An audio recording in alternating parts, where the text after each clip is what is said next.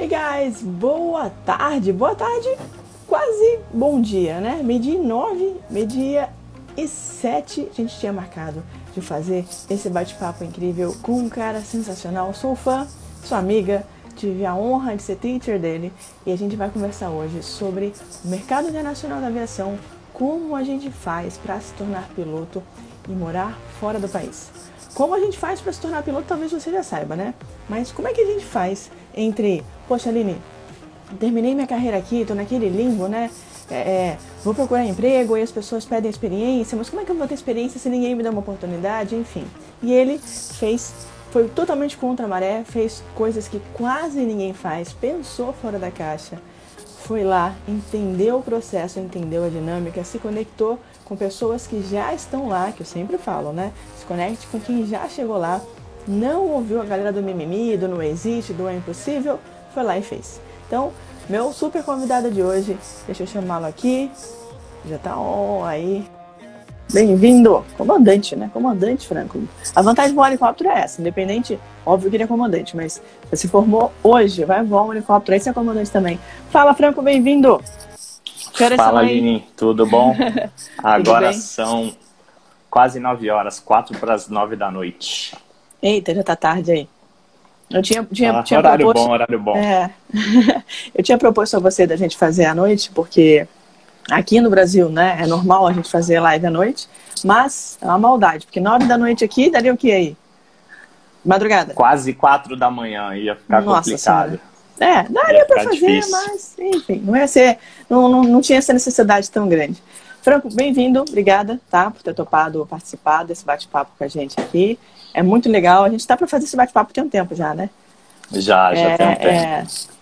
Você é eu costumo dizer, a prova viva, né? É a representação daquilo que todo mundo geralmente vai contra, assim, não existe, tô ajeitando a luz aqui, não existe, não tem como morar fora do país, como assim, muito menos voar helicóptero, enfim, o que acontece entre esse momento, né, entre a galera do não, do mimimi, o que você fez para chegar aí? Conta um pouquinho pra gente aí, como é que sua trajetória aqui no Brasil, sua formação de piloto aqui no Brasil, o que rolou? Bom, então, Aline, a minha formação, né, na verdade foi nos Estados Unidos, né, eu tirei a minha FAA e levei ali mais ou menos um ano e pouquinho. Boa.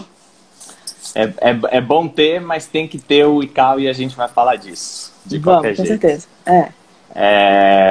Então, acabei fazendo todo o meu treinamento lá e levou mais ou menos 1 ano e 2 meses. Voltei para o Brasil, né? Tava bem preocupado, inclusive, quando eu voltei, porque eu tinha amigos brasileiros que também fizeram curso nos Estados Unidos e tentaram convalidar a carteira no Brasil e não conseguiram. Demoraram por mais de 2 anos. Caramba. Né? Em outros tempos. Nós estamos falando do meu caso em 2015.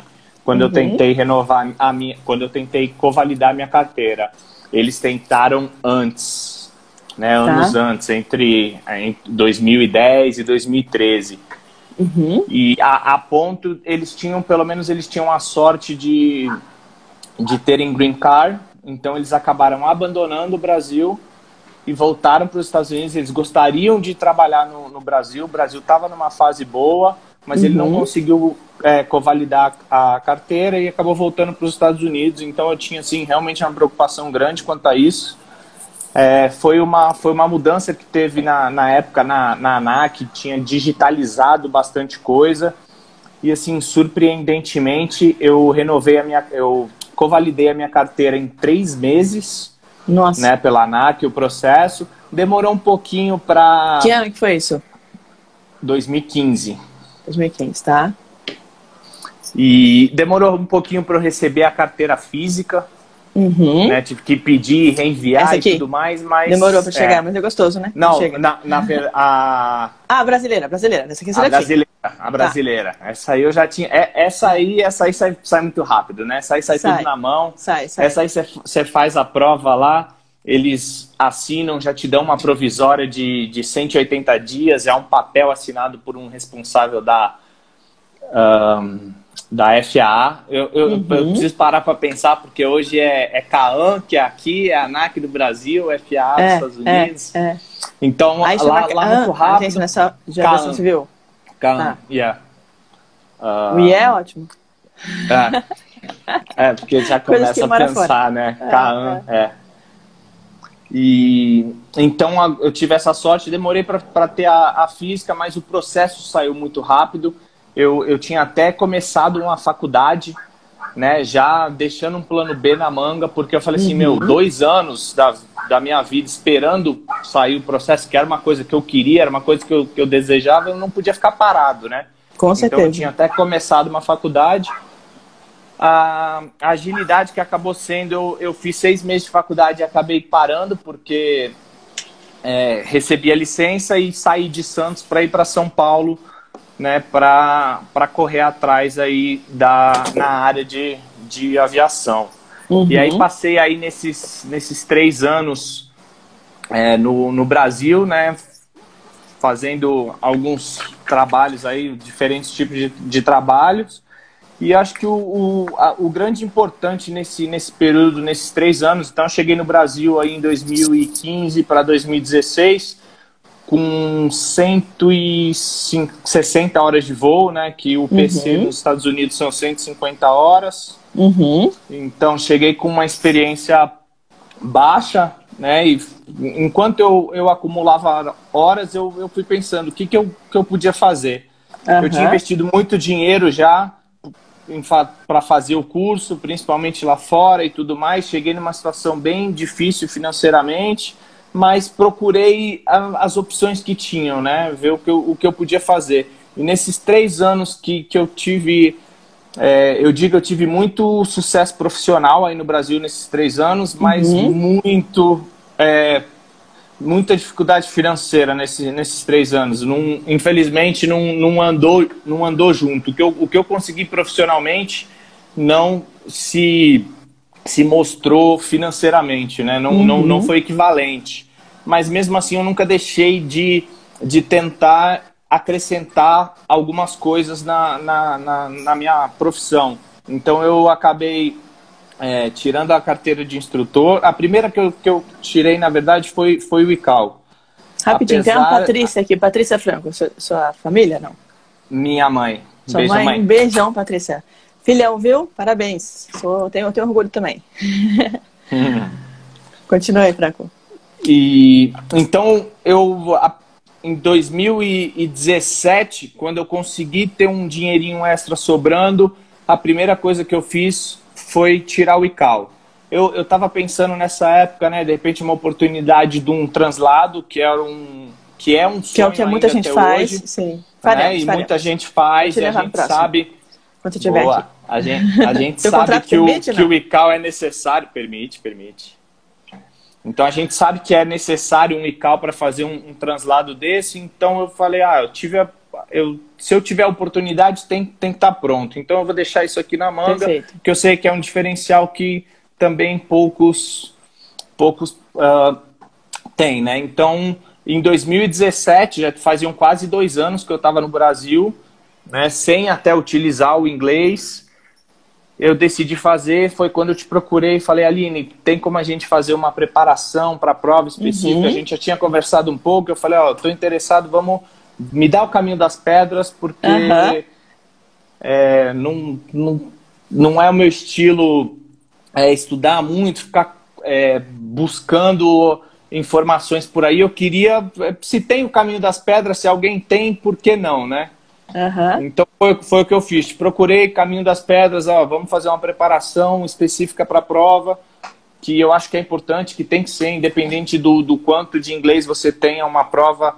Essa prova é uma prova específica. Eu já tinha bastante inglês técnico por ter feito fora, mas ainda assim era uma coisa necessária. Quando você me procurou, eu lembro do teu inglês, né? Você morou fora, imagina, gente. Olha o que ele tá falando, né? O Franco morou fora, ele fez a carteira dele nos Estados Unidos. E, Franco, se você não tivesse feito preparação, você acha que se você fosse sozinho fazer a prova, você acha que você teria passado? Sem conhecer a prova, sem conhecer nada. É muito complicado dizer, né? Porque é aquilo, eu tinha um inglês para passar. Agora, se eu passaria, são outros 500. Né? Não dá para te falar, porque é muito complicado. Agora, sim, eu fui muito tranquilo para a prova. Eu fui muito sossegado. Eu não tive medo de ir para a prova e não passar e não conseguir, porque eu tinha o inglês e sabia o que eu ia encarar. Então, eu estava preparado. Né? Então, não tive dificuldade nenhuma na prova.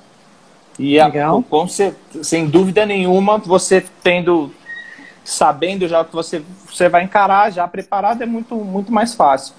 Então, fiz e deixei na manga. Eu não tinha projeto nenhum, eu tinha feito algumas horas, voado, eu devia estar nessa época com umas 300 horas, mas de qualquer forma, eu decidi fazer. Então, fiz e deixei esse cal na manga para isso.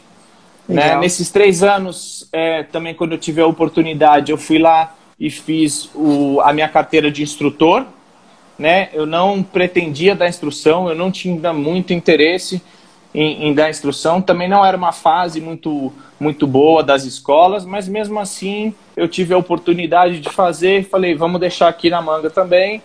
E por último, foi a carteira de turbina, que essa eu já estava pensando em algo que ia me dar um pouco mais opções, né? Mais reais, assim, e também fiz e deixei na manga. Então, esses 3 anos que eu não tinha muita condição financeira, eu não tinha muita experiência, eu usei para ganhar experiência e para me preparar. Porque eu sabia que se uma hora chegasse a oportunidade, eu precisava estar pronto. E foi o que aconteceu. Foi aquilo que você falou. Um conhecido daqui, um amigo daqui, que já estava aqui no Nepal, o Prieto, o João Prieto, né, procurou pessoas que tivessem dispostas e tivessem todos os requisitos necessários, né? Se não me engano, o Preto foi meu aluno também. Preto voava em Marte, não voava? Voava, o mesmo voava. Preto? Tá, ele foi meu aluno também. Legal. Ele chegou a conversar com você, chegou a comentar de você, que você chegou a conversar com ele e tudo mais. E então foi isso. Então ele procurou, a vaga até demorou para chegar em mim, porque nós não nos conhecíamos, nós não éramos amigos, né? Então rodou ali a vaga bastante, mas principalmente pela questão do ICAO, do inglês, poucos poderiam, na verdade, quase estar ninguém, aqui. Né? Exatamente. E provavelmente os que estavam prontos já estavam ocupados aqui com outras coisas. Exatamente, já tinham outras coisas em vista, já tinham outros empregos e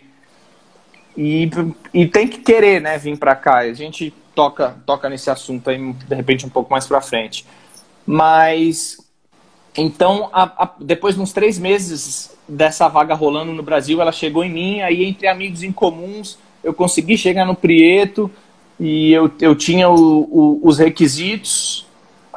Acabou demorando um pouco para dar certo, porque eles acabaram arrumando um piloto local aqui, enfim, demorou mais uns 8 meses para as coisas darem certo mesmo. Mas é aquele negócio, eu não desisti, fui pegando mais experiência, peguei experiência de outras máquinas, então eu tinha feito a turbina, o R66, acabei pegando mais experiência no B4, no B3, no B2, né? E acabou que isso fez bastante diferença para mim aqui. Quando eles me procuraram para mandar o contrato, para a gente conversar, nessa época a minha empresa já estava comprando o B30, então legal. Eles queriam um piloto que tivesse B3, e eu tinha feito essa experiência nesse período, eu tinha pegado essa experiência nessa aeronave,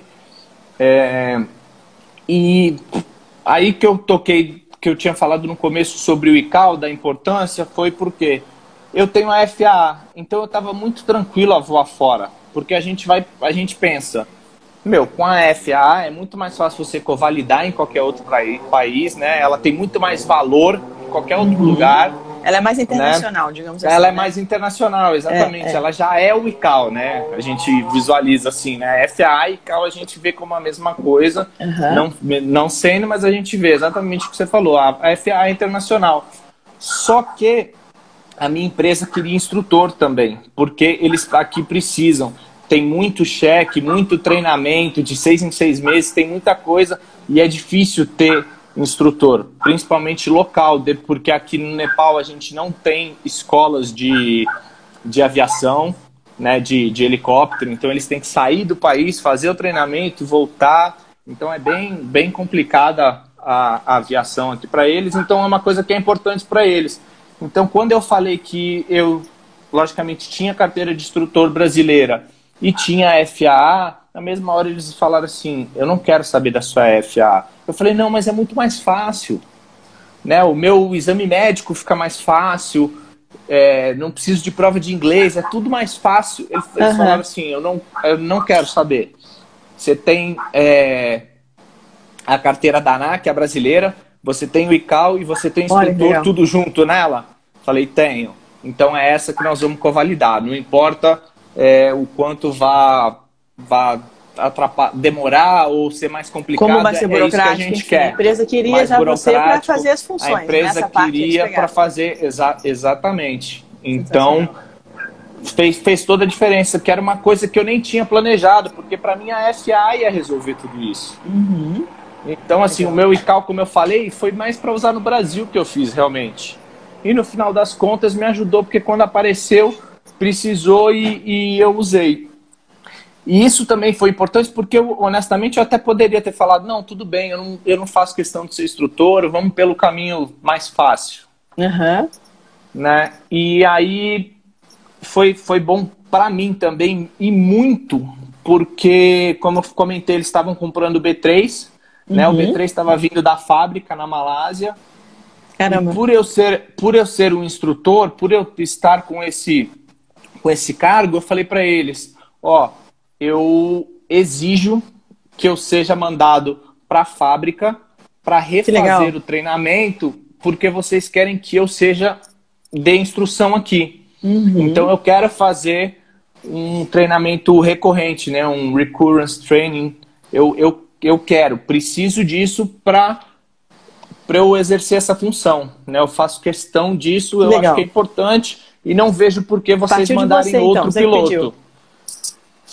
Isso, eu que pedi / exigi se eles quisessem que eu cumprisse essa função, porque o meu contrato aqui inicial é para o 66.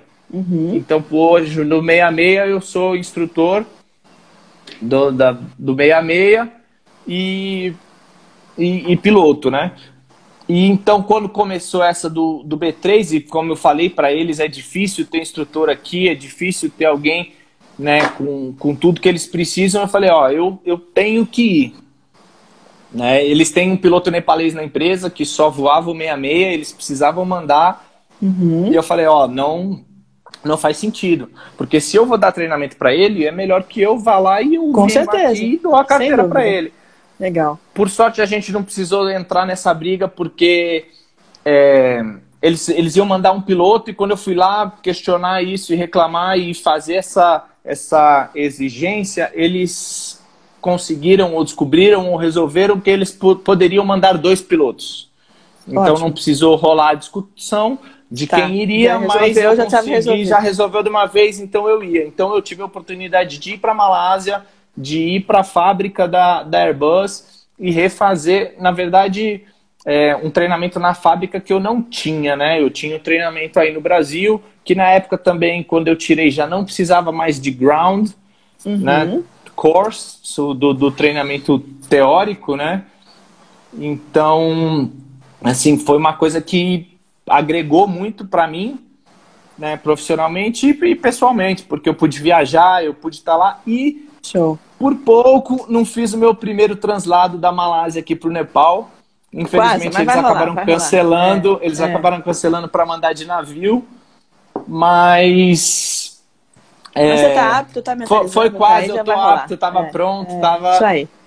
Se a oportunidade rolasse, eles estavam contando comigo, eu estava preparado, estava pronto, tinha tudo que precisava para isso.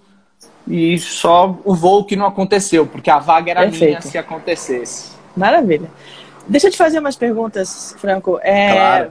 Vamos lá no começo. A gente começou a falar um pouquinho da sua carreira. Você contou, né, que você se formou nos Estados Unidos. Deixa eu só colocar o meu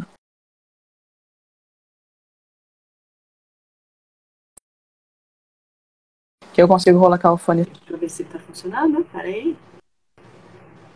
1, 2, 3 e... Deixa eu ver se vai rolar. Você tá me ouvindo? Agora voltou. Aham. Daqui a um pouquinho melhor aí. Ouço. Ele vai entrar o fone, entra já já. Vai ficar talvez um pouquinho afastado, mas daqui a pouquinho volta. Ouve? Tá me ouvindo? Ouço. Show. Eu tô te ouvindo também. Beleza, agora eu troquei aqui, senão agora eu vou ficar sem bateria. Vamos lá. Beleza. Primeira pergunta. Por que você decidiu? Vamos do início, que tem muita coisa para te perguntar, que tem muita coisa legal, muita coisa que vai agregar para quem está assistindo aí. Pessoal que está assistindo, aqui embaixo, eu me vejo em cima, né? O Franco deve estar embaixo, para ele deve estar ao contrário, enfim. Isso, eu tô embaixo. Tem um aviãozinho aqui, manda esse aviãozinho para quem é piloto, para quem pensa em voar fora do país, não só voar, para quem pensa em trabalhar fora do país, para quem pensa em pensar fora da caixa. Ajuda essa galera, vamos bombar essa live aqui, que tem muita coisa legal para o Franco contar pra gente. Primeira pergunta, por que você decidiu fazer a tua formação lá nos Estados Unidos, Franco? Que ano que foi e por que você decidiu ir para lá e não fazer aqui? Na verdade, eu já estava lá. Eu fui para os Estados Unidos para fazer faculdade. Eu peguei uma bolsa de estudo atleta e já estava lá nos Estados Unidos. E eu conversando com a minha família, a gente tinha um amigo da família que era piloto de avião lá. Então ele também já passou o contato, já fez ali o meio de campo. E logicamente eu levantei os valores.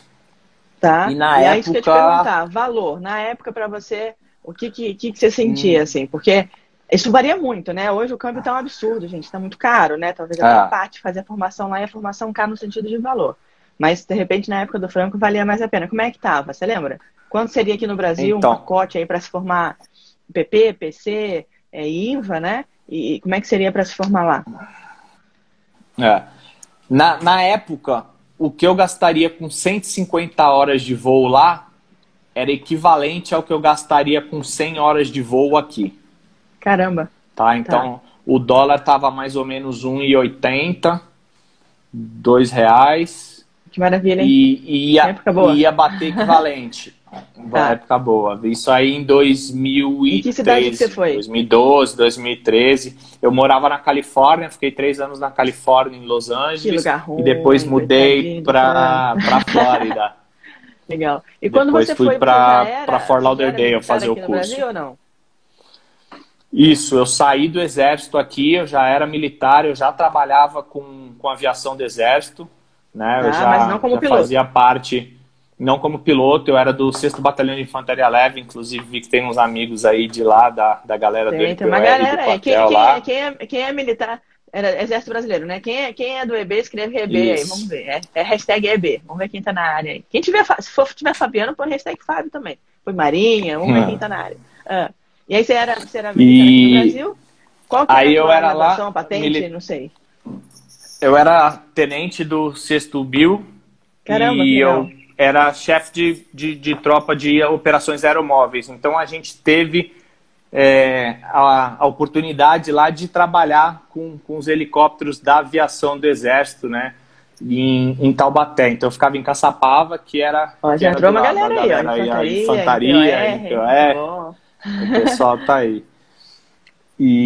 Ó, o Fred me defendendo. Obrigada, Fred. Tem um da Fábio.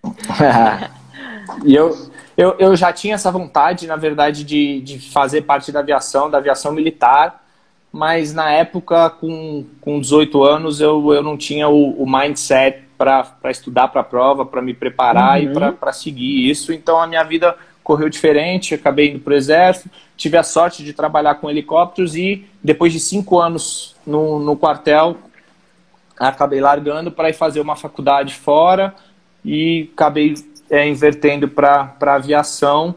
Mas aí você pediu baixa, Aí eu pedi baixa, saí, fui fazer a faculdade, depois também saí, fui fazer o curso de piloto de helicóptero em Fort Lauderdale. Os valores eram... Deixa eu fazer uma pausa rapidinho. Pessoal, ontem a gente conversou sobre isso, né? Eu falo isso muito, tá, Franco? Desculpa te interromper, que é uma pergunta muito latente da galera. Claro, por favor. Eu faço concurso público? Será que eu me torno piloto? Como é que tá o mercado? Por onde eu vou? E aí eu falo o seguinte, faz aquilo que teu coração realmente tem vontade de fazer. Dinheiro é consequência, gente. Parece que não.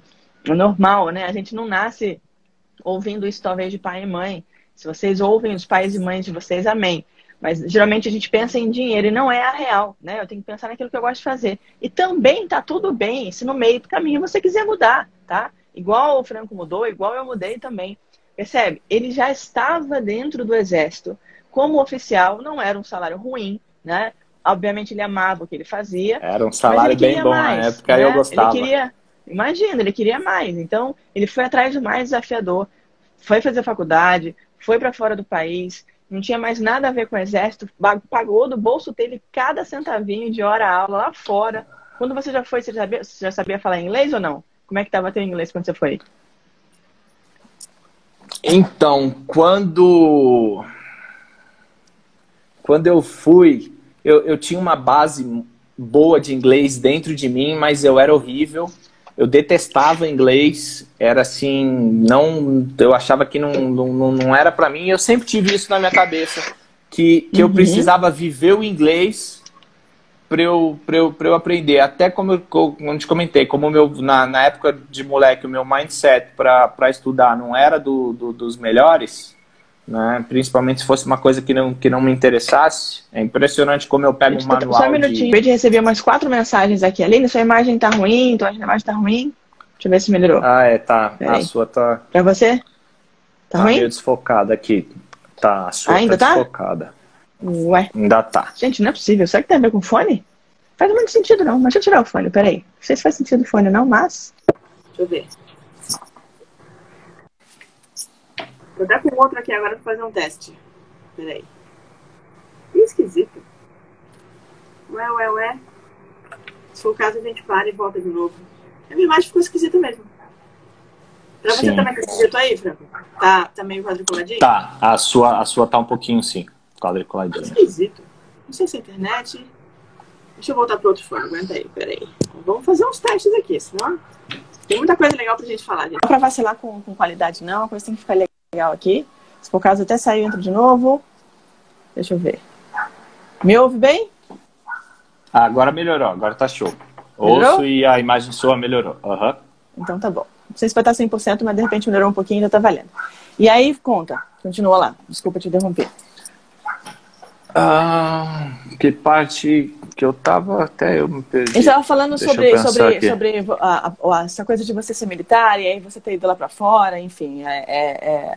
Essa parte do inglês que eu te perguntei, né? Como é que você tava com do inglês. Você tava dominando o inglês? Você perguntou do inglês. Então, eu estudei por 3, 4 anos numa escola onde era período integral. Na parte da manhã era inglês, na parte da tarde era português, o currículo convencional das escolas. Mas foi uma coisa que, engraçado, nessa escola eu ia muito bem. Quando eu saí e entrei num curso convencional de inglês, né, aquelas aulinhas convencionais da cultura inglesa, CNA, CCB, todas essas aí, foi um negócio meio que um pouco que me traumatizou, assim, que eu chegou ao ponto de eu repetir e desistir, assim, falei, não, chega, não é pra mim e tal, mas realmente eu tinha uma base boa, porque eu tive um pouco de inglês quando mais novo. E quando eu fui para os Estados Unidos, eu estava com inglês mais ou menos, mas assim, como eu tinha ele dentro de mim, em 3 meses lá numa preparação, e quando você vai como atleta, você tem um apoio da faculdade, você faz um inglês como segunda língua, né? Existe uma classe específica para estrangeiros para aprender o inglês, né? Lá na própria faculdade americana. Você foi como atleta de quê? De futebol. Futebol, tá. E, assim, em 3 meses, meu inglês realmente deu uma estourada, assim. Ou seja, você foi de atleta para ex-EB, para fazer faculdade, para se formar piloto, para vir para o Brasil, trabalhar aqui. E hoje está aí no Nepal. Foi, rodei bastante. Daqui a pouco a gente te entrevista bastante de novo, você mudanças. Tá na NASA, tá beleza. Tomara que assim seja. Outra pergunta que eu vou te fazer. O que você ouvia, Franco, quando você foi lá para os Estados Unidos, você fez sua formação lá e tal, chegou aqui no Brasil. O que você ouvia? Você se formou e veio para cá em que ano, você falou? 2015. 2015. O que você ouvia nessa época dos outros pilotos que assim, tinham se formado junto com você? Né? Você frequentava na época o quê? O Campo de Marte, lá em São Paulo, né? HBR. HBR, né? Lá onde a gente se conheceu, acho que foi até, né? Isso. Foi. E o que você sentia da galera, assim? Você sentia que tinha uma galera que... Eu não quero te induzir a resposta, mas eu quero que você entenda a minha pergunta, tá? O que você sentia da galera que estava lá, naquele limbo entre me formei, sim. Tenho poucas horas, quero uma experiência, quero uma oportunidade de voar, né? E aí chega alguém novo lá. O que você sentia? Como é que era o papo? Então, para começar, e aí eu já posso dividir com a galera um ponto negativo de você optar por fazer o curso fora. Né? Então, como eu comentei até do meu trabalho aqui, eu arrumei por um conhecido, um amigo de um amigo. Então, essas amizades que eu acabei fazendo me ajudou a chegar aqui. Então, quando eu cheguei no Brasil, eu não conhecia a galera, eu não tinha amizade na área, eu não tinha nada. Então, assim, foi bem difícil entrar. Foi bem difícil. Para você imaginar, foi difícil eu conseguir entrar dentro do estabelecimento. Né? Eu não conseguia entrar no HBR. Porque questão de segurança, questão disso, daquilo, eu precisava de autorização, eu precisava conhecer alguém para estar lá dentro, né? Então, para quem é da área, sabe como funciona. Para quem não é, o que acontece ali é onde decolam todos os helicópteros, os pilotos ficam ali em volta esperando uma oportunidade aparecer, um duplo, você poder voar com alguém. Então, você tem que estar ali na área. Então, nem estar na área eu conseguia, muitas vezes não conseguia entrar. Eu fiquei 1 hora e meia no portão esperando para que passasse alguém que olhasse assim e falasse: o que você está fazendo aí? Eu falei: estou esperando para entrar. E aí a pessoa vinha e fala assim: pô, entra comigo, eu me responsabilizo por você, né? E então esse é um ponto negativo, né? O pessoal, como é que fala? Os contatos, né? Esqueci a palavra exata. Esse começo é complicado para todo mundo, né? Acho que minha imagem ficou ruim. Acho que é o meu fone mesmo. Eu tenho que botar para carregar, por isso que eu coloquei o fone. Voltei. X. Esquece o fone. Não quero mais o fone. Pronto. Essa parte que tá falando, Franco, é uma coisa que eu gosto de bater muito na tecla também. Tem muita gente que se forma e fala assim para mim: Aline, eu me formei como engenheiro, me formei como mecânico, me formei, a Carolzinha tá aí, um beijo, me formei como atriz, eu me formei como qualquer área, né? Como é que eu começo? Onde é que eu vou? Gente, em qualquer área, tá? Não é só na aviação. Se você se formar e ficar sentadinho no seu sofá e não for atrás, né, de eventos, não for atrás de especializações, não for atrás de contatos das pessoas que são referências na área para você, não pedir ajuda, pode pedir ajuda, aquilo que eu já falei, você já não tem a informação, ou seja, o não você já não tem, você já tem, esse já é certo. Pior do que isso não vai ficar. Qual é o problema de ir atrás de pessoas e pedir ajuda dessas pessoas, né? Então, olha o mindset, olha a mentalidade. O mindset é uma palavra muito falada, muito batida hoje, mas faz muito sentido, né? Olha a mentalidade do Franco. Ele sabia que se formou nos Estados Unidos, rolava aquele preconceitozinho bobo, né? De, se formou fora. Por quê? Porque as escolas aqui no Brasil também, né, Franco, querem proteger a cria. Então, se eu me formo numa escola e eu quero ser instrutora daquela escola, obviamente, as chances, né, de eu conhecer todo mundo ali, a chefia da escola, a galera da instrução e tal, é maior do que uma oportunidade. Então, ver alguém de fora, assim, né, um peixe de fora, você fica um pouco deslocado. E mesmo assim, o Franco foi lá, pegou o carro dele, morando em Santos, você estava na época? Eu estava morando em Santos. Gente, quem é de São Paulo sabe o que eu estou falando. Santos, Osasco. Tá? É do outro lado do planeta. Quem não tem noção de distância, pode botar aí no Google. Eu chuto aí, vai, 1h30, 2 horas? Um trânsito normal? Você ficava? Exatamente isso, 1h30, 2 horas. Não. Ele pegava o carro dele, ia para um L ponto, que hoje é o maior do Brasil, né? Era de motinha ainda, era de motinha. De moto, tá piorando. PCX, Sua mãe deve estar aqui, deve estar falando: meu Deus, o coração tava na mão, mas hoje valeu a pena. Tá, ela só escreve assim: não foi fácil, não foi fácil. Ela só veja a mensagem dela. Vocês percebem, tá? Então, assim, ninguém falou pro Franco, ninguém falou para ele assim: Franco, ó, seguinte, daqui a alguns anos você vai passar no ICAO, e daqui a algum tempinho, depois do ICAO, uma empresa vai te procurar, você vai ter uma oportunidade, vai voar no Nepal e vai ganhar em dólar lá, tá? Beleza? Então, vamos fazer o seguinte: hoje, volta a fita, anos atrás, pega a tua moto, sobe estrada, sobe rodovia, vai parar na porta de um heliporto que é fechado, que você não entra sem conhecer ninguém, as pessoas que estão lá dentro também não querem que você entre. Percebeu?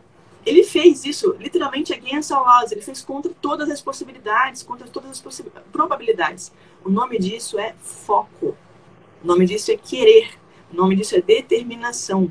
Ele sabia da capacidade dele, ele sabia do poder de entrega dele. E quando isso acontece, meu querido e minha querida que está assistindo aí, você se torna imparável. Nada nem ninguém vai tirar o que é teu. Tá? As oportunidades não batem na sua porta. Ai, bonitinha, blá, blá, blá. Ela até bate na porta, mas ela não gira a maçaneta. Se não é você que pega e vai atrás e faz a coisa acontecer, a coisa não acontece. Ou pode acontecer, mas pode demorar muito mais tempo. O que o Franco está relatando, gente, eu sou testemunha real, tá? Na época eu já voava na HBR, eu era contratada de uma empresa que tem base lá, eu voava uma aeronave grande, bimotora, voava uma Agusta. Lembro do Franco entrando e eu lembro da mentalidade dele. Ele estava lá literalmente assim, ó, estou à disposição. Se alguém precisar, comando, quer ajuda com o plano de voo? Pô, quer que eu faça um DLA para você? Quer que eu ligue e peça um slot? Quer ajuda para pré-voar a máquina? Ou não, poxa, essa máquina eu nunca voei.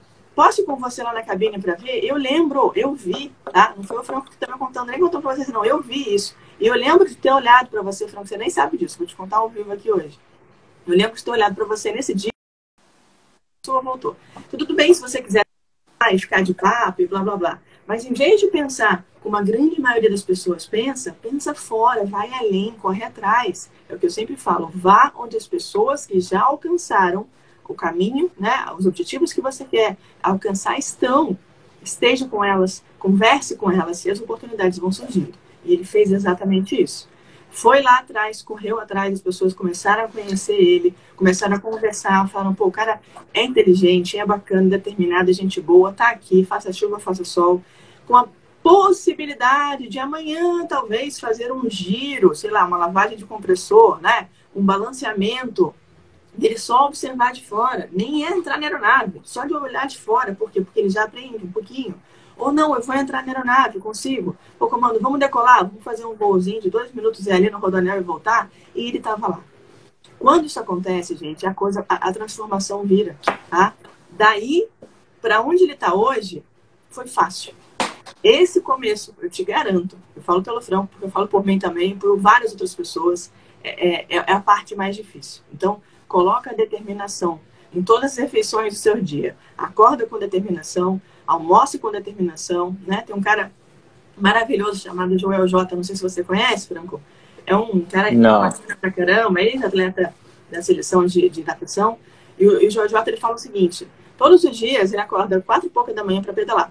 E ele fala, cara, quando eu acordo para pedalar de manhã, não é fácil, não é gostosinho, né? Não é acordo tipo, ai, que delícia, acordei antes do sol. Não, a cama tá muito mais gostosa, mais quentinha. Só que quando ele faz isso, ele fala assim, 1-0 para mim. Já venci a cama. Aí ele vai lá, vai pra sala, toma um café, lava o rosto, se arruma, coloca a bermuda, 2-0 para mim. Aí ele desce, pega a bike, começa a pedalar, o primeiro quilômetro tá difícil, o segundo também, o terceiro, o quarto, o quinto, tudo doendo, aquele frio batendo, a vontade de desistir, 3-0 para mim. E de repente ele vê, pum, tá meia hora pedalando, 1 hora pedalando. É assim que funciona. Não é fácil para ninguém. Ninguém chega aqui sem mastigar, comer muito feijão com arroz, né? Ou se é que tem feijão com arroz no meio do caminho para comer. E é óbvio, né? Vou rasgar um pouquinho em cima da sua mãe também. Essa disciplina, esse teu foco, essa tua persistência, tem 2 grandes responsáveis aí. Um, com certeza, foi o Exército, porque eu, como militar, sei como a vida militar embute isso na gente, né? Ninguém faz por você, mas você tem que fazer. E a sua família, com certeza, que sempre te apoiou, nunca te deixou desistir, né? Talvez até com medo pode ter falado, poxa, filho, será? E tal, mas enfim, teve ali com você, né? Se a coisa desse errado. Então, pegando esse gancho, porque eu lembro dessa sua fase de HBR. E aí, vamos pegar um pouquinho agora... Deixa eu te pedir para repetir a parte que você falou. Eu vou te contar agora, travou. Aí você falou, aquele dia que eu te vi na HBR, travou. Eu não peguei o comecinho, então vou pedir para você repetir para mim. No dia que eu te vi na HBR, eu lembro de ter olhado para você e falado, caramba, esse cara é fora da curva. Ele faz o que a maioria das pessoas não faz. Obrigado. Né? Eu tenho um monte de amigo, cara, que se formou comigo no aeroclube, que se formou comigo em outras escolas, enfim.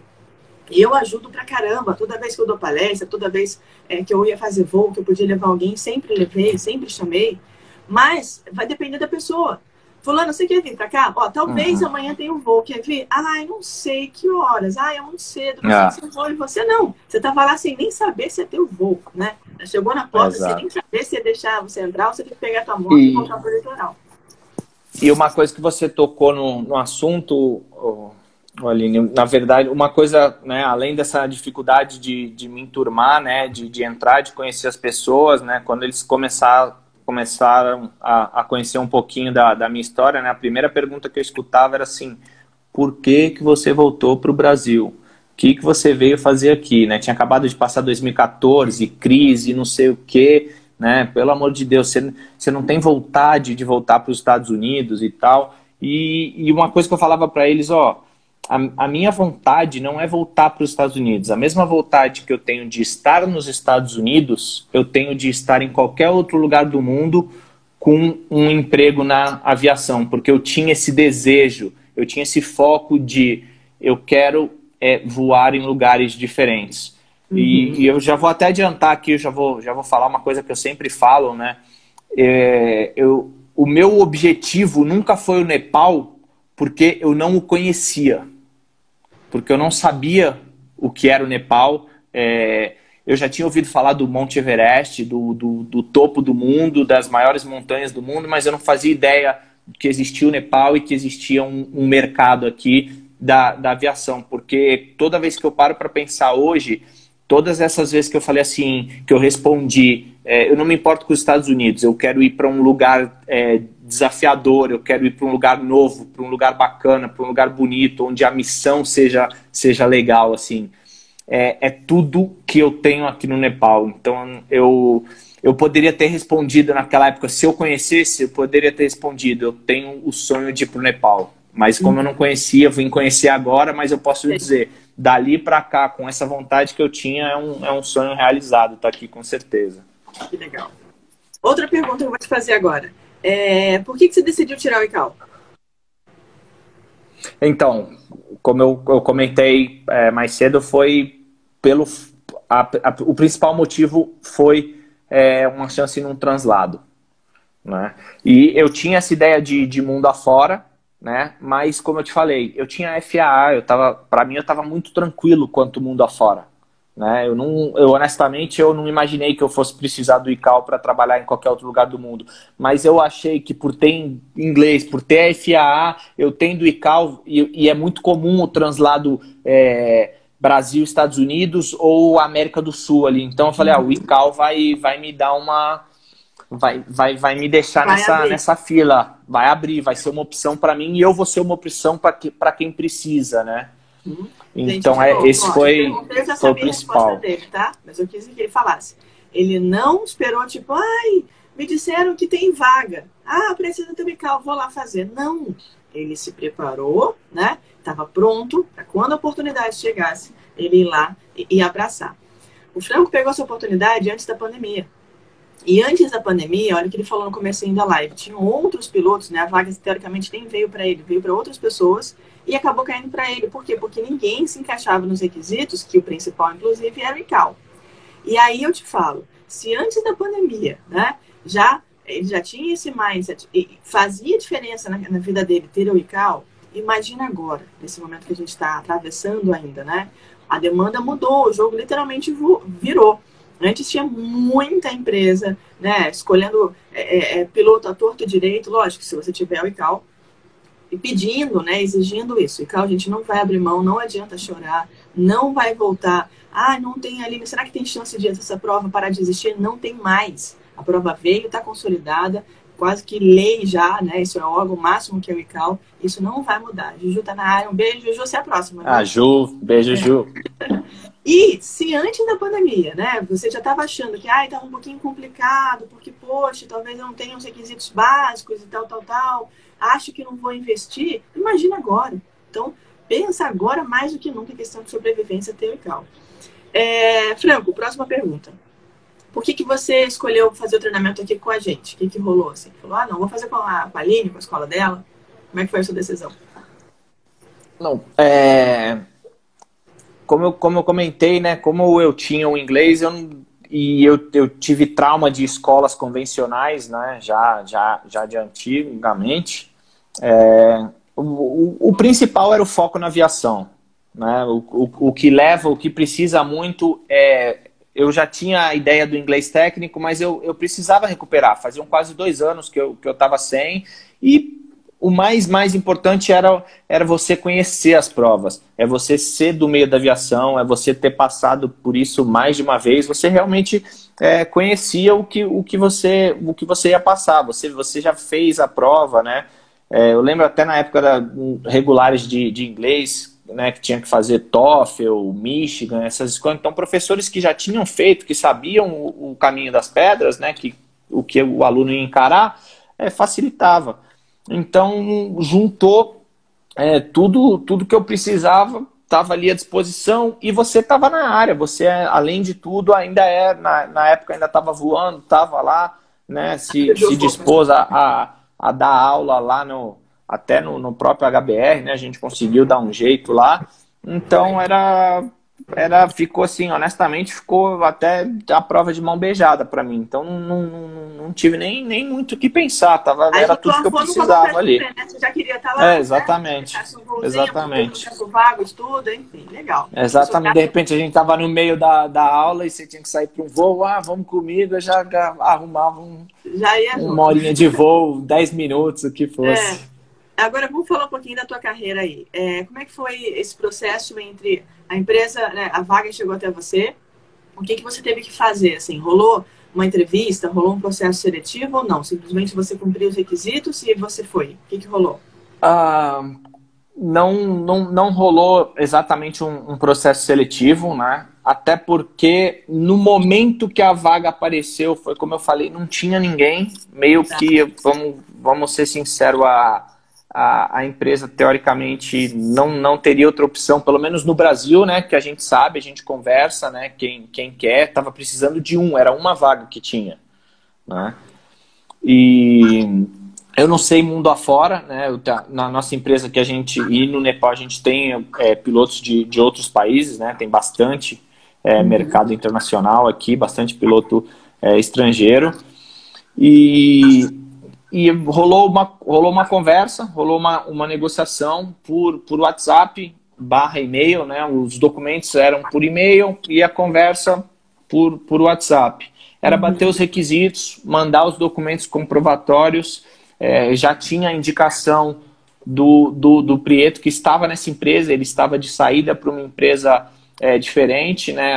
Na época que ele estava aqui só tinha 66, então ele estava fazendo um upgrade para o esquilo, estava indo para outra empresa voar esquilo, que geralmente até os pilotos estrangeiros de outros países pegam mais essas vagas, né? Também de esquilo, mas os brasileiros que já estavam aqui, já estavam muito mais preparados, pularam, né? A própria empresa deu todo o treinamento para eles tiveram que tirar a carteira e tal, tiveram que investir. Ou seja, mas você percebe que aí tem muito piloto estrangeiro, tem gente de tudo quanto é lugar do mundo. Tem. Legal. Hoje, lógico, a situação é diferente, a gente pode conversar um pouco sobre a pandemia, mas eu vou conversando em âmbitos gerais, né, normais, em condições normais. A pandemia é uma pausa na vida, é um lapso temporal na nossa história, assim.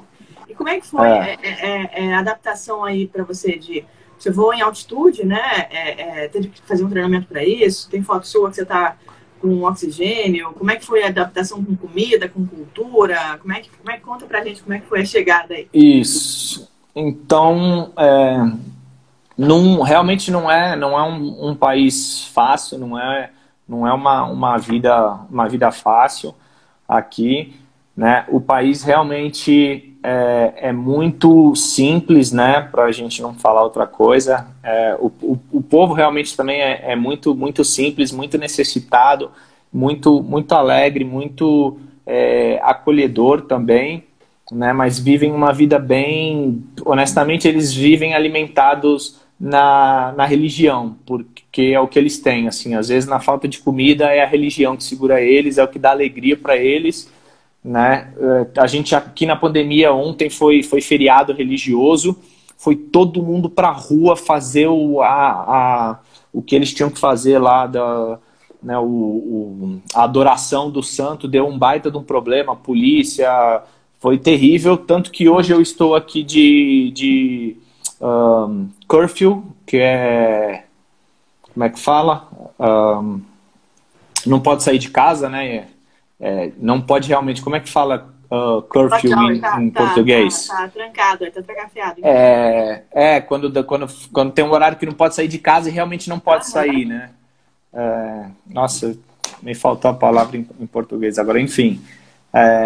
Hoje também é feriado religioso, não pode sair, ninguém pode sair de casa das 6 da manhã às 10 da noite, está proibido sair de casa para não ter a aglomeração que teve.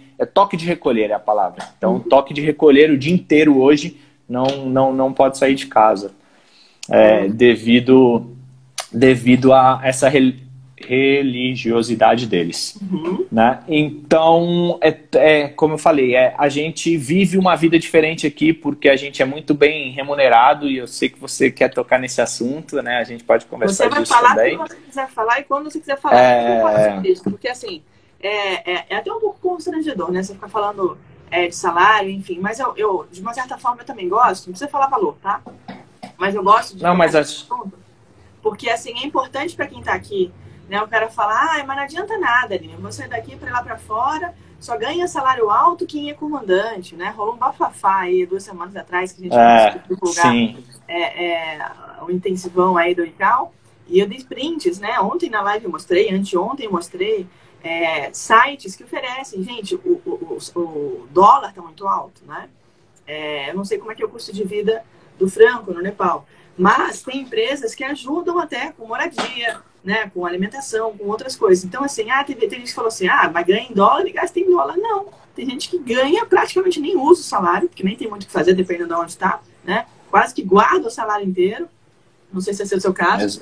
Né? Exatamente. E, assim, é por aí. Poxa, aqui no Brasil eu estou desempregado, ou não estou ganhando o que eu gostaria, ou a empresa que eu estou aqui está mal das pernas, versus ir lá para fora e ganhar bem, aí vai de cada um, né? Então eu acho que Exatamente. Eu acho que a parte da gente falar de salário, a importância é só por causa disso aí. E então a adaptação aqui realmente não é simples, não é fácil, né? A gente consegue se adaptar a uma coisa já bem diferente aqui, é que a vaca é sagrada, é um animal sagrado, então churrasco esquece, nunca, zero, carne vermelha esquece, sem chances, né? Tem um lugarzinho ou outro, mas assim, é só para matar vontade, porque não é tão gostosa, tão saborosa, não é um churrasco, enfim. Isso é um dos pontos pequenos, né? E tem outros detalhes. Você chegou aí que você falou, uau, que é...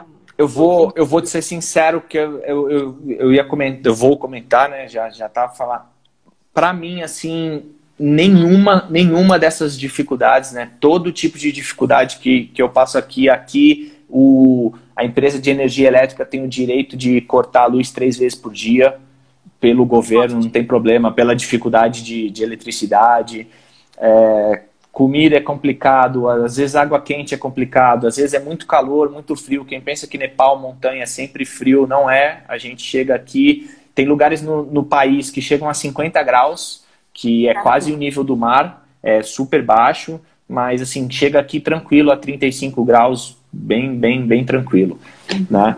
E para mim, realmente o que me faz amar estar aqui, né? O que me realiza estar aqui e ser feliz aqui é o meu trabalho. Realmente é o trabalho, é voar aqui, é a paisagem, é o visual, é o reconhecimento até também do povo pelo trabalho que a gente faz, né? Pelo trabalho principalmente de resgate, de suporte que a gente dá aqui. Então, a gente é muito respeitado. Eu fico, às vezes, até meio sem jeito, porque, assim, pessoas muito mais velhas que eu, muito mais antigas que eu, seja do meio ou não, assim, tem um nível até de adoração, assim, pela gente muito bacana. Então, isso é o que me faz... O que me faz seguir firme aqui, e motiva e me dá vontade de ficar aqui. Perfeito. e aproveitar. Meu trabalho é sensacional. Lugar, né? Vai ter dificuldade em qualquer lugar, em qualquer área, né? Foi o que o Fernando falou. Se você está realizado profissionalmente, não tem nenhum impeditivo, não tem nenhum empecilho, não tem nenhuma barreira, obstáculo que vá te desistir daquilo ali, se você está realizado, né? Tem gente que ganha, às vezes, eu converso às vezes, né? Com super executivos, assim, de bancos e tal, mas o cara tá numa crise de estresse absurda, chateadíssimo com tudo, odiando absolutamente tudo que ele faz, porque ele acha que o dinheiro não tá valendo a pena, não tá realizado, enfim. E, Franco, posso te fazer uma última pergunta que a gente vai ter que encerrar, infelizmente, estou adorando o papo, mas o Instagram dá um limite aí de 1 hora, para quem não tem aquela bolinha ali de certificado, acho, sei lá, o nome daquela bolinha azul. Então a gente vai ter que encerrar, mas deixa eu te fazer uma última pergunta. Se você hoje, né, tivesse que falar para alguém que está aqui no Brasil, assistindo a nossa live, ou assistindo depois em reprise, que eu vou deixar esse vídeo lá no GTV. Poxa, Aline, será que eu invisto em Cal? Será que eu tenho chance de fazer uma carreira fora do país? Será que eu vou conseguir me adaptar? Será que o mundo realmente tem oportunidades? O que você diria? Então, eu vou aproveitar, vou responder rápido para a gente não perder o tempo e já vou tocar no assunto do salário. Então, quando eu fiz o meu ICAL, como eu falei, eu estava em dificuldade, eu não estava bem financeiramente, né? Não era fácil para mim pagar R$1.000 numa prova e mais o treinamento, porque eu decidi fazer um treinamento específico, então tive que investir mais um valor alto, tão quanto a prova, mais ou menos, enfim, mais um valor alto. Na época, para mim, ia ser bem alto. E a galera conversa muito comigo, mas eu vou fazer, aí tiro 4, só dura 3 anos, isso, aquilo. Bom, eu pensei assim, com certeza se eu arrumar um emprego, eu vou, vai compensar esse valor, não tem problema. E aí eu parei para pensar, se eu não arrumar um emprego, esse valor que eu investi, ele vale por 3 anos. Então você pega aí os R$1.000 da prova por 3 anos, vai dar um pouco menos de 350 por ano.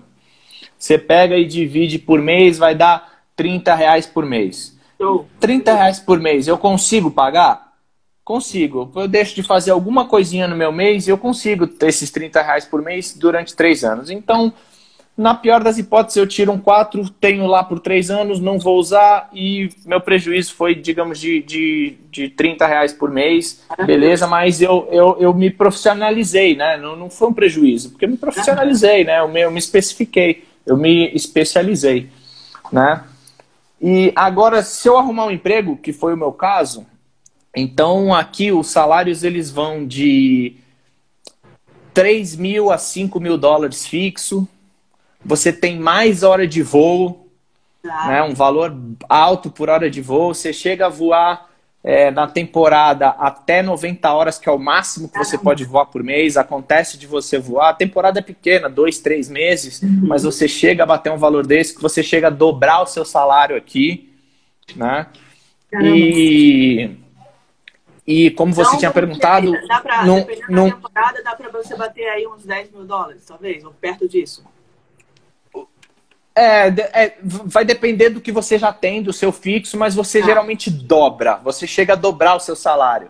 Então você pega aí, você tira de 3 a 5 e você chega a dobrar. E, os nepaleses, pilotos nepaleses aqui chegam a ganhar $7-8 mil. Existem que estão aqui há mais tempo, lógico, mas chegam a ganhar de fixo, né? De fixo, mais a hora de voo. Nossa. E pra gente que é estrangeiro... Vamos colocar rapidinho, o Franco falou, né? Fixo de 3 a 5 mil, às vezes dobra, dependendo da temporada. Vamos fazer uma conta rápida aí. Vamos falar de 6 a 10 mil, os nepaleses ganham mais. Vamos colocar então de média 9, tá?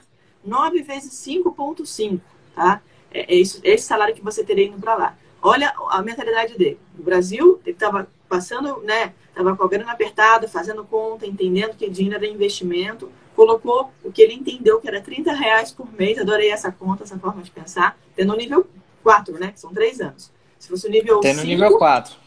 Sem se esforçar muito. Não precisa nem se esforçar muito. Pois é. E se fosse o nível 6, nunca mais faria a prova. E aí hoje ele está lá, ó, ganhando seus 6, 7, 8, 9, 10 mil dólares, enfim. Isso não interessa, gente, de verdade. Sabe por quê? O que mais interessa, é o que o Fernando falou aqui, é ele saber o que ele quer fazer, saber onde ele quer chegar. Quando eu falo para vocês, tem que ter o objetivo muito bem definido, tem que ter isso alinhado, tem que ter isso desenhado, né? Onde eu quero chegar é muito mais importante do que o processo em si, porque senão qualquer caminho, qualquer lugar vale. Você vai decolar para onde? Você decola sem destino? Não decola, né? Quando você vai decolar, você coloca uma proa, né? Faz uma navegação, você sabe qual que é o teu destino final. E com a sua carreira tem que ser a mesma coisa, tá? E aí, falando, o Danilo perguntando aqui, comando ou copila, você voa sozinho, né? Aqui helicóptero é tudo comando, a gente só voa single. Muito raro voar duo, aqui é mais para treinamento. Hoje a gente está com uma especificação de que um voo VIP precisam ter 2 pilotos, um deles precisa ser instrutor. Um detalhe que, além de tudo que a gente estava comentando, a gente, por ser estrangeiro, então a gente tem direito a casa, a gente tem direito a transporte, a gente tem direito a avião de volta para casa. Então, muitos benefícios. A maior 80% do meu salário eu guardo, podia de repente guardar até mais, mas eu procuro me alimentar bem aqui, procuro gastar um dinheirinho melhor para comer um pouco melhor, mas eu não tenho custo. A vida aqui realmente é bem simples, né? Aí a nossa vida é trabalhando, é muito tempo trabalhando, principalmente na temporada, então realmente é bem tranquilo juntar. Às vezes você não ganha 10, às vezes você ganha... Por exemplo, Emirados Árabes, né? A gente estava avaliando isso. E não é fácil morar lá. Quem pensa que é fácil não é. É complicado, porque é muita regra. É muito rico, mas é muita regra e muito custo. Então, de repente, você vai ganhar 10 lá para gastar 8 e juntar 2. De repente, você vai ganhar 5 aqui, 6, só que você vai juntar 4. Então, vale mais a pena ganhar 10 e guardar 2 ou ganhar 5 e guardar 4, né? Então, tem um monte de coisas a serem analisadas. Tem muita opção pelo mundo, né? Como a gente fica aqui, a gente tem muito contato com piloto estrangeiro, né? A gente vai fazendo muita amizade, vai conhecendo muita gente, aparece muita vaga. Realmente tem algumas vagas que precisam de muitos requisitos, né? Que é complicado às vezes chegar, mas você consegue começar a conversar e a oportunidade abre, a porta abre. Vai de vaga em vaga, exatamente. Aqui no Brasil também. Aline, mas isso é vaga para comando. Tá bom, você acabou de formar aqui no Brasil. Você vai se candidatar direto para a Latam, para Azul, para Gol, para comando? Não vai, né? Talvez você entre como copiloto júnior, né? Como é o caso da Azul. Depois você vira copiloto, aí vira copiloto sênior, para depois virar first officer, para depois virar comandante. Então, assim, se aqui no Brasil a sua ascensão também é lenta, para de achar que lá fora também tem que ser assim. Quem tá olhando daqui, né? Tem que ser uma coisa fenomenal. E olha o que ele falou que é interessante. Independente do salário, onde você mora, né, o quanto você consegue ganhar versus gastar, colocar 4, 5 mil dólares no bolso por mês, guardando esse dinheiro, de novo, fazendo uma conta rápida aí de R$5, né, o dólar, não vou nem fazer 0,50, vou fazer só de 5. Vezes 5 mil, 25 mil reais. Em um ano, ele está falando de 300 mil reais. Você está voando lá fora, de repente, 10 anos, faz as contas sozinho por vocês. 300 vezes 10, né? 3 milhões. Exatamente. Tá? Onde que você vai fazer 3 milhões de reais? Aqui no Brasil, né?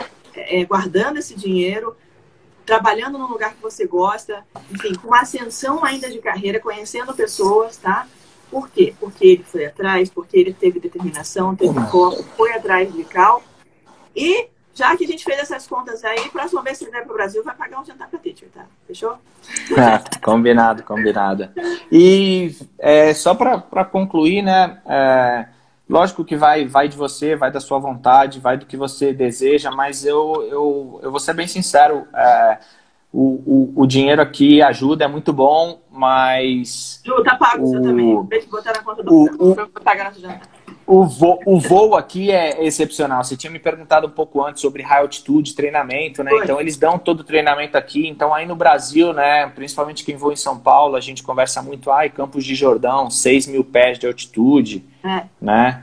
Complicado para aeronave, para o helicóptero, né? Eu decolo aqui a 4,5 com 66. A gente voa sempre no limite. Todas as máquinas que estão aqui é sempre no limite, porque a gente ou leva comida, ou leva medicamento, ou leva material, leva o que for. Então tem espaço na aeronave, tem peso sobrando, a gente coloca para levar, independente de onde vai, já para fazer uma ou uma doação, entregar alguma coisa. Legal. E muda muito. Você participa aí, que também é muito legal, né? Sensacional. Hoje, inclusive, de ontem para hoje, eu acabei dormindo fora. Teve um landslide aqui, né? Desbarrancou uma montanha realmente, e arrastou 41 casas. Eita. Então, 50 pessoas desaparecidas, 14 mortos já confirmados. A gente levou uma galera lá para fazer resgate, para fazer procura, busca.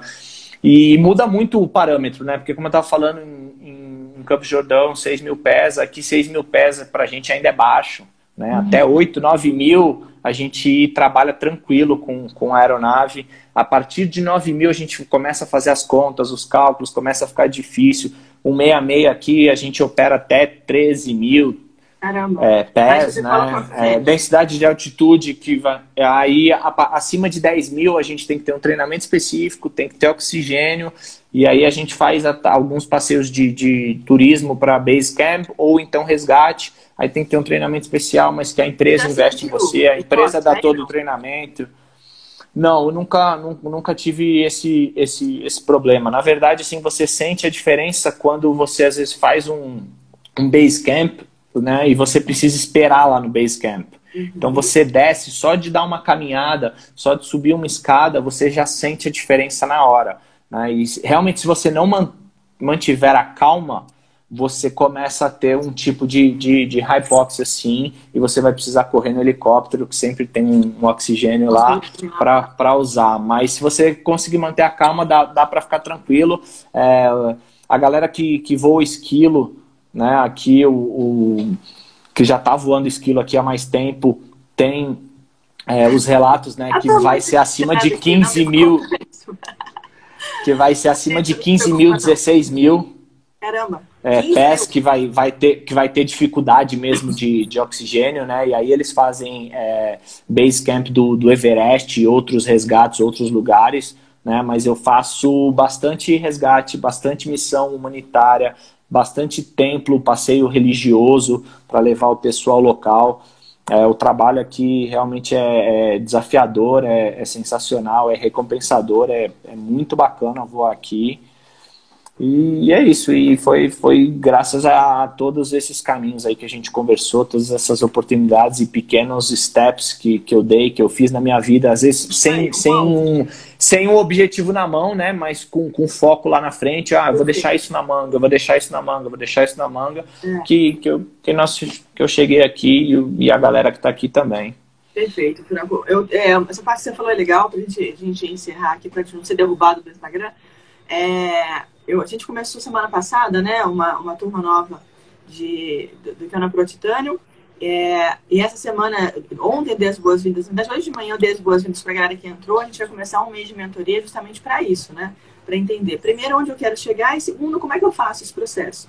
Em vez de eu cruzar um labirinto, né, e dar um monte de cabeçada, errar em um monte de coisa, perder tempo, perder dinheiro, me frustrar e eventualmente até desistir, por que não entender, né, com quem já passou. E por isso que eu faço questão de trazer você e outros pilotos, né, e outros profissionais da aviação de uma forma geral, para facilitar, sabe? Para tirar um pouquinho a venda dos olhos aí, ajudar a galera literalmente a ter quase que uma proa direta. Não é fácil, não é simples, não é da noite para o dia, mas se você entender como é o processo e se você estiver disposto, né, a fazer aquilo que já fizeram e já deu certo, você vai conseguir também, não tenho a menor dúvida disso. Franco, queria te agradecer. Vou encerrar aqui pra gente não ser derrubado. Um beijão grande pra você, tá? Já tá tarde aí, vai descansar também. E conta comigo, tá? Porque você precisar. Quem estiver assistindo também, galera, segue depois o Franco aqui, clica lá, se quiser trocar ideia com ele também. E a ideia que eu trago pra você, Franco, eu tô pensei nisso agora, tá? Para uma das sessões da mentoria, pro grupo que a gente tem fechadinho, para você bater papo com a galera. E tem muito piloto lá dentro, não só de helicóptero, né? Mas enfim, isso serve para qualquer pessoa. O teu mindset é poderosíssimo. Tenho certeza que você vai ajudar muita gente aí. Obrigada mais uma vez, tá bom? Antes da gente encerrar, beleza. Afasta um pouquinho do telefone para a gente poder botar aí. Essa aqui. Ah, não, então calma. Então vamos fazer, vamos achar aqui, porque essa camisa aqui eu procuro usar sempre que eu vou falar sobre, né? E é legal sair, ó. Muito bom. Tem que ter. Beleza. Faz uma pose aí qualquer pra gente fazer uma print. Vai lá. Aê. Deixa eu Foi. Beleza. Daqui a pouco eu encerro aqui. Boa. Obrigada, Franco. Um beijo. Patrícia, um beijo pra você também. Mãe do Franco aí. Obrigada pela participação de todo mundo. E a gente se vê na próxima. Valeu. Tchau. Valeu. Beijão. Obrigado a todos. Valeu. Tchau, tchau. Tchau, tchau.